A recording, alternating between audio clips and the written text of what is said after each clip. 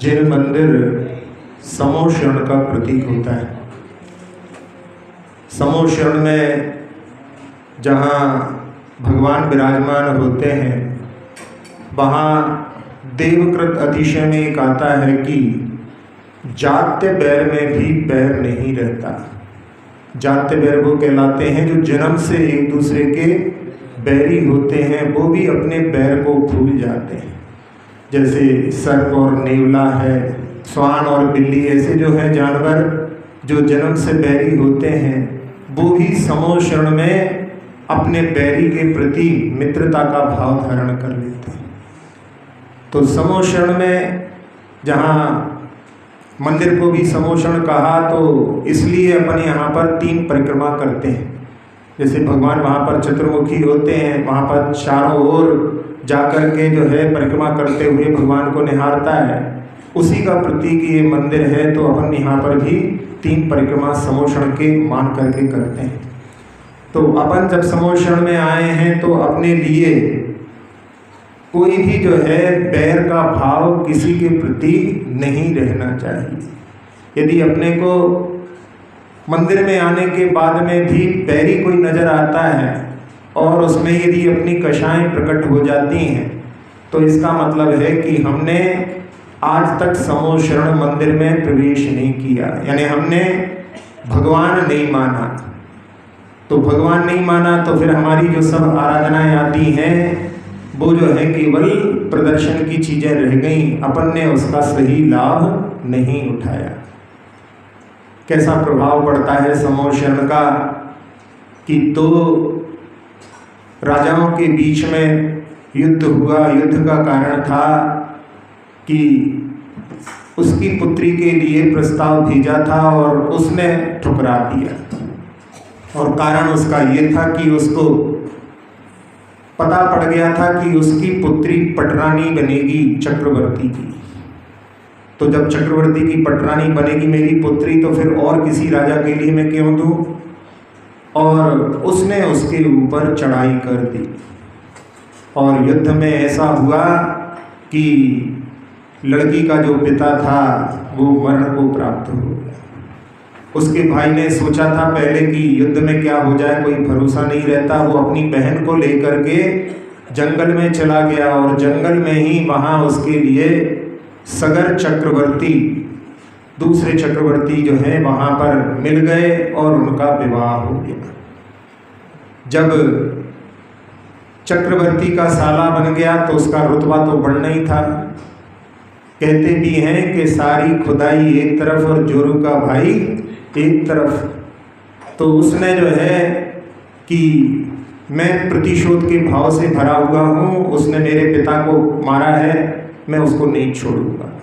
और उस राजा के ऊपर चढ़ाई की और युद्ध में उसको वहाँ पर प्रतिशोध का बदला ले लिया। लेकिन उसका जो पुत्र था वो वहाँ से भागता है तो ये उसके पीछे जाता है।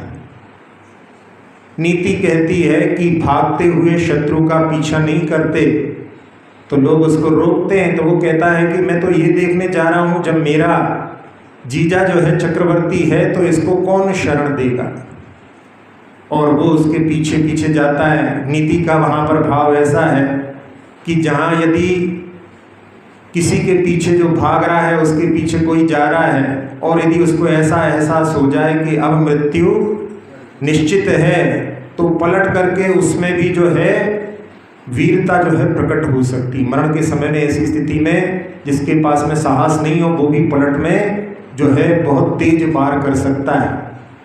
तो इसलिए नीति कहती है कि भागते के हुए पीछे के नहीं जाना, लेकिन फिर भी वो जाता है और वो भागता जा रहा है और उस समय में उसके लिए अजितनाथ भगवान का समोशरण सामने दिखाई दिया और अपनी रक्षा के लिए उस समोशरण में वो प्रवेश कर गया।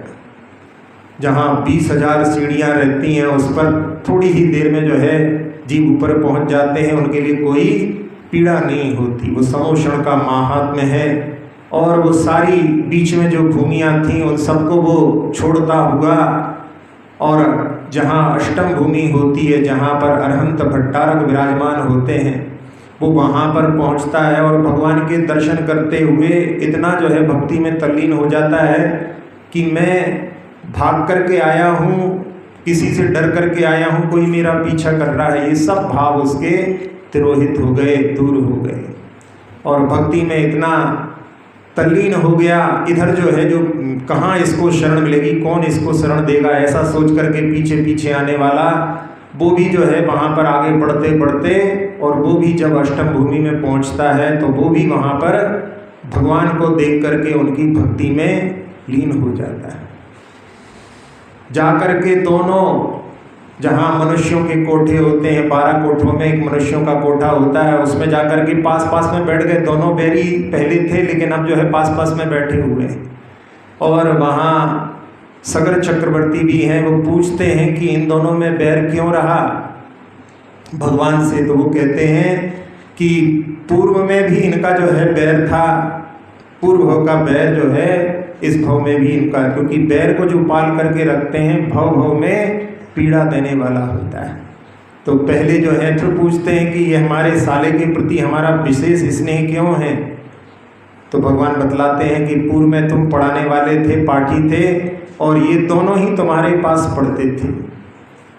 जब एक बार एक ने किसी गाय को खरीदने के लिए तय किया और कहा कि हम आपको जो है पैसे ला करके देते हैं, तब तक जो है दूसरे ने उसको मूल्य बढ़ा करके ले लिया। जब वो लौट करके आया देखा तो इसी हमारी गाय को लेकर के जा रहा है और दोनों में ऐसी लड़ाई हुई कि दोनों के प्राण छूट गए। फिर कई भवों में जो है आपस में लड़ते लड़ते और इस भव में भी यहाँ पर आकर के वो कारण मिलने से वो बैर प्रकट हो गया। तो ऐसी स्थिति बैर की होती है। इसलिए अपने मन में यदि अपन बैर का पालन करते हैं तो अपना ही सबसे ज़्यादा अहित होता है। कमठ के जीव के माध्यम से अपन जानते हैं 10 भव में उसने पार्श्वनाथ भगवान से बैर बांधा था तो हर भव में दुखों को उठाया, लेकिन फिर भी वहाँ बैर को छोड़ने के लिए तैयार नहीं हुआ। लेकिन पार्श्वनाथ भगवान हर बार पूर्व भवों में उसको क्षमा करते रहे और उत्थान को प्राप्त करते रहे।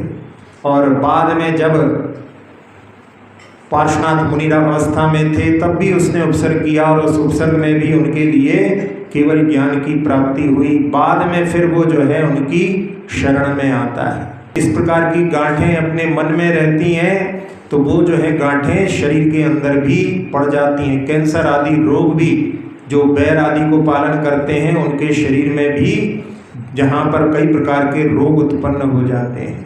इसलिए अपने लिए ये कषायें बहुत अहितकारी हैं। ऐसा सोच करके इनके माध्यम से दूसरे का इतना अहित नहीं होता जितना स्वयं का अहित होता है। इसलिए जहाँ धार्मिक वात्सल्य का भाव रहे और उसके साथ साथ में यदि अपनी किसी से जो है नहीं पटती है तो उसके प्रति अपन माध्यस्थ का भाव रख सकते हैं। माध्यस्थ का भाव क्या रहता है? ना उससे राग करना और ना उससे द्वेष करना। अक्सर ऐसा होता है अपन जो है मध्यस्थ नहीं रह पाते, अपन उसकी जो है पीठ पीछे बुराई करते रहते हैं। तो पीठ पीछे बुराई भी करते हैं और बुराई ऐसी होती है यदि आप कहीं उसको कहोगे तो वो घूम फिर करके पहुंच ही जाती है। तो उसके माध्यम से और बैर की जो है गांठें और जो है प्रगाढ़ होती जाती हैं। इसलिए यदि अपने को ऐसा लगता है कि भाई यदि कोई बार बार झड़प होती है तो उसमें अपन मध्यस्थता का भाव रख सकते हैं। उसके माध्यम से अपनी जो है वहाँ पर जो है अपना हित नहीं होगा और सामने वाले के अहित की अपनी भावना भी नहीं है, तो उसके माध्यम से उसका जो है उसके साथ में है लेकिन उसके निमित्त से अपना हित नहीं होगा। आजकल सबसे बड़ी जो है समझदारी यही है कि अपने आप को सुरक्षित रखो। कई बार लोग गाड़ी चलाने वाले सोचते हैं हम बहुत अच्छे ड्राइवर हैं, लेकिन सामने वाला आकर के ही आपकी गाड़ी में भिड़ जाए तो आप क्या करोगे? तो उसमें जो है सामने वालों से बच करके अपने आप को कुशलता से निकाल ले जाना, यही आजकल की जो है समझदारी है। तो जहाँ लौकिक जगत में भी उसकी आवश्यकता होती है, इसी प्रकार से धार्मिक आध्यात्मिक जगत में भी अपने आप को बचा करके और प्रतिदिन जो है प्रारंभ में सुबह सुबह इस प्रकार की भावना से यदि आप अपना दिन प्रारंभ करेंगे तो वो दिन में जरूर कहीं ना कहीं कोई अपने लिए ऐसा निमित्त मिलेगा, तो वो अपनी सुबह की भावना अपने काम में आएगी, उसका प्रयोग करके अपना कल्याण करने की सभी जो कोशिश करेंगे इसी भावना के साथ में।